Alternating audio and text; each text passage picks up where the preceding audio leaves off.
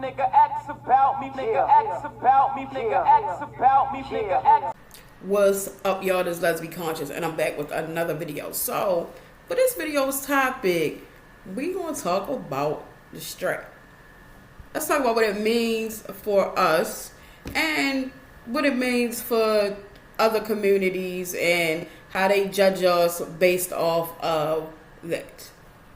Alright, so a lot of men out here, a lot of men will be like, well, if a woman want to do that with a dom or a stud, she might as well get a real man. What's the point of using a fake one? It's a lowbrow argument. All of us have heard that shit. The shit don't even, it's like whatever. If you know, you know. If you don't understand, it's not for you to understand.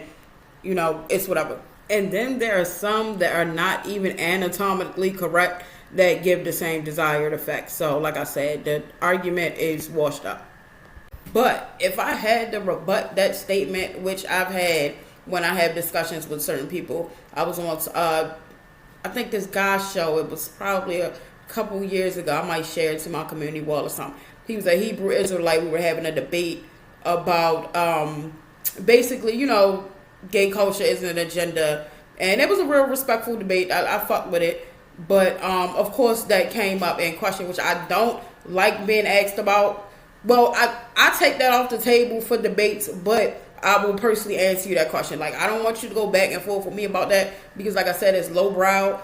But my rebuttal to that is, for me personally, it holds as much significance as a sexual position. It's just something else to do in the bedroom. It's not a necessity, but to some women, it is. To some masculine women, it's a necessity, and to some feminine women, it's a necessity as well. But to the femme, it's a necessity. It's funny because doms, we always gonna look at them a little kind of sideways and shit. Like, even though we be wanting it, but we gonna look at them like, damn, like, why she always want it? Would she want a dude, which is kind of fucked up because we in turn think in the same way the men are, and some heterosexual women who question that aspect of what they know of about lesbian intimacy. You know, I'm 36, but for the younger doms out here, the younger studs, if you doing that, make sure you being hygienic. And it's also the highest mode of transport of STDs and lesbian relationships. We make up the smallest number, but when there are occurrences, 9 times out of 10, it's because you have one partner that has used a strap with one person and then turned around and used it on another person because they think just because they can wash it with some soap and water that it's the same as a body part, that you're not going to be transmitting certain diseases. It does not work like that. While we make up the lowest demographic of sexual preferences to pass certain diseases, it can still be passed because we have a sexual contact, period. And even though, sidebar, it's not as prevalent, I often kind of feel left out as a lesbian woman because we don't have a lot of access to things that make our sex safer. The medical industry has not caught up with us. It doesn't cater to us. It's really nothing out here for us to have safe sex. So that's another reason why we have to take the initiative and not pass toys between our partners. You don't want to go and use, even if you put a rubber on, you don't want to go use the same one with another partner. I don't care if y'all try to have an argument like, well, a man ain't got to do that. That's another thing too. Like, we have this habit of kind of conforming to heteronormative ideas and still being in that box when that's not what we're trying to be. Well, I hope that's not what we're trying to be.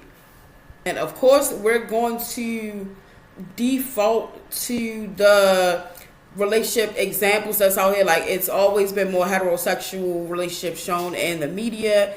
And, you know, most of us have heterosexual parents. So we are going to default to those roles sometimes, but we still kind of gotta get out of that as well.